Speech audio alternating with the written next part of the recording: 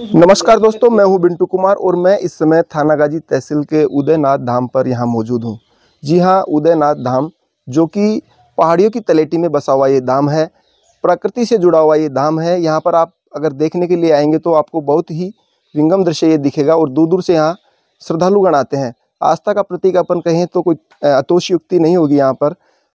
हमारे साथ उदयनाथ धाम के महंत हैं फूलनाथ जी महाराज। इनसे जानने का प्रयास करेंगे आखिरकार जो यहाँ जो श्रद्धालुगण पहुँचते हैं, आकर्षित करता है ये धाम, क्या कारण है इसका महाराज जी? जैसे जो धाम है यहाँ पे अपना, इनका क्या विशेषता है? यार ये साधुओं का स्थान है, हजारों वर्षों पुराना स्थान है और यहाँ पब्लिक क्या पहले से आती जाती रहती, अब ज़्यादा आने जाने लग गई, बस इतना ही है। महाराज जी, हमने देखा यहाँ पे जैसे प्रकृति से जुड़ा हुआ ये है, पेड़ पौधे भी काफ़ी हैं। कितने पेड़ आपने लगाए, कितने समय से पेड़ लगा रहे हैं आप? यार हजारों पेड़ लगाए हमने भी, और यहाँ सैकड़ों पेड़ पहले से भी हैं। बड़े दिग्गज हजारों वर्षों पुराने पेड़ पहले से भी हैं। हमने भी काफ़ी महंत देखे हैं, महात्मा जी देखे हैं। पेड़ लगाने के प्रति क्या मैसेज लोगों को देना चाह रहे हैं? क्यों इतना पेड़ लगा रहे हैं? लेकिन महात्मा जी हैं वो काफ़ी हैं, वो नहीं लगा पाते, लेकिन आपका रुझान है प्रकृति से जुड़ा हुआ। जगह है, जंगल है, जंगल में इसलिए लगा रहे हैं। और शौक भी होता है यार प्रकृति से जुड़ने का। और ये सारा सिस्टम जो है, परमात्मा को हम जब ही जान सकते हैं जब हम प्रकृति को जानेंगे। प्रकृति को नहीं जान पाएंगे तो परमात्मा तक तो कहाँ पहुँच सकते हैं। और शौक भी होता है हर आदमी का अपना अपना। हमारा शौक भी है कि भाई पेड़ पौधे लगाएं, छाया भी हो। महाराज, कितने पेड़ आपने अभी तक लगा दिए हैं? अभी तक जैसे कितने जमीन में लगाए हैं और कितने पेड़ लगा दिए हैं? यहाँ से 2.5 किलोमीटर गांव है, एक गांव 3 किलोमीटर है, तो यहाँ से गांव तक पेड़ लगाए हैं। तो पेड़ भी हजारों पेड़ हैं। पेड़ भी हमने जैसे देखे पीपल के या फिर बड़ के, इस तरीके के पेड़ देखने को मिले हैं। क्या कारण है इन पेड़ों को लगाने का? पेड़ों का कारण है कि ये इनकी उम्र हजारों वर्षों है, और फिर इसमें जो गोल आती हैं पखेरु जानवर खाते भी हैं, अपना गुजारा भी करते हैं, और अपने रहने का भी उनकी व्यवस्था भी बैठती है। ये आने वाले टाइम में अगर सारे पेड़ तैयार हो जाएंगे, यहाँ लाखों पक्षी है ना, बसेरा बना लेंगे। महाराज जी, हम यहाँ पे आए, पक्षियों की आवाज़ सुनने को नहीं मिलती है कई दूसरी जगह पे। यहाँ पे आए, हमने कोयल की आवाज़ भी सुनी, अन्य पक्षियों की आवाज़ भी सुनी। क्या है कारण? आने वाले 20 साल में तो अगर ये पेड़ सक्सेस हो गए, परमात्मा की कृपा रही, तो यहाँ लाखों पक्षी रहने लग जाएंगे। जो सरिस्का में सबसे ज़्यादा पक्षी होंगे यहाँ। ये महाराज जी, देखने को मिला है जो आपके जो आंगन वगैरह है, ये भी गोबर से लिपा जा रहा है। ये क्या है? ये प्रकृति है यार, ये अपना अपना सिस्टम जीने का है। कोई कैसे जीना चाहता है, कोई कैसे जीना चाहता है। हम अपने सिंपल तरीके से जीना चाहते हैं, सिंपल तरीका है, पुराना सिस्टम है।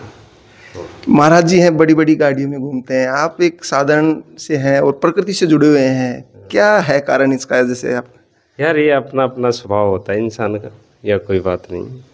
कोई गाड़ी में घूमता है, कोई पैदल चलता है, कोई कहीं भी नहीं जाता, गांव में भी नहीं जाता, ऐसे भी साधु हैं। महाराज जी, हमने देखा, अब हम ऊपर भी गए, वहाँ पर भी मेडिटेशन का एक स्थान आपने बना रखा है। क्या है उस स्थान में मेडिटेशन, ध्यान का कार्य? वो तपोभूमि है, वो हजारों वर्षों पुरानी जगह है। वहाँ पर हजारों वर्षों पहले भी तपस्या कोई संत महापुरुष करके गए हैं, तो इसलिए वहाँ का अलग सिस्टम है। वहाँ ध्यान भी लगेगा, वहाँ की तरंगे अलग हैं, वातावरण वहाँ का अलग है। तो ये तपोभूमि है कुल मिला के। ये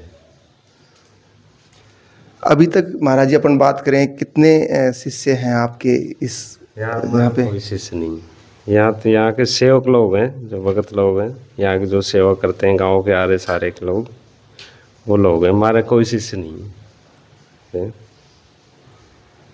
तो ये थे हमारे साथ उदयनाथ धाम के महंत फूलनाथ जी महाराज। ये बता रहे हैं कि प्रकृति से इनका काफ़ी जुड़ाव है। आने वाले समय में अगर ये जो इन्होंने हज़ारों पेड़ जो लगाए हैं, अगर ये सक्सेस रहेंगे तो काफ़ी लाखों की संख्या में ये पक्षी यहाँ पर रहेंगे। महाराज जी, मैं इन चीज़ों से हटके, और मनुष्य का जो असली जो मकसद है, मानव जीवन उनको मिलता है, क्या है उसका मुख्य उद्देश्य मानव जीवन का? यार अब ये तो मैं नहीं जानता। अब क्या पता है, हर आदमी का लोग अलग हुए यार। भगवान ने भी हमको भेजा है, तो किस पर्पज से धरती पे हमको भेजा है भगवान ने? आप साधु एक अच्छे तरीके से इसकी परिभाषा दे सकते हैं। इंसान को अपना जीने का, आगे अच्छा जीवन निकले, इसके लिए अच्छे कर्म करें, भजन करें, तप करें, और अपने हजारों जन्मों के संस्कार होते हैं, उसके हिसाब से आदमी जीता भी है और आगे के लिए कुछ करता भी है कि भाई आगे भविष्य ठीक हो। तो करना भी चाहिए हर इंसान को। महाराज जी, आप भी क्षेत्र में आसपास में बहुत बड़े संत हैं, क्या यहाँ की जनता को मैसेज देना चाहेंगे? लास्ट सवाल है आपका। यार भाईचारा से जिए लोग, सब यह है, और भाईचारा से जिएंगे जब ही जीने को है। ने एक होड़ तो दुनिया कर ही रही है, हम उससे आगे जाएं, हम उसके आगे जाएं, लेकिन एक दूसरे को सपोर्ट करें, भाईचारा जब ही बनेगा। महाराज जी, जानना चाहूँगा, जैसे अभी जो इस फिलहाल जो चल रहा है इस कलयुग में, चकाचौंध की दुनिया, चकाचौंध के पीछे ज़्यादा भग रही है दुनिया, उस चकाचौंध से कैसे हट सकता है आदमी? आप इस तरीके इसकी परिभाषा। ईश्वर की कृपा हो जब ही हो सकता है। ईश्वर की कृपा बिना तो कैसे हो। तो ये थे महाराज जी फूलनाथ जी, जो कि उदयनाथ धाम के महंत हैं।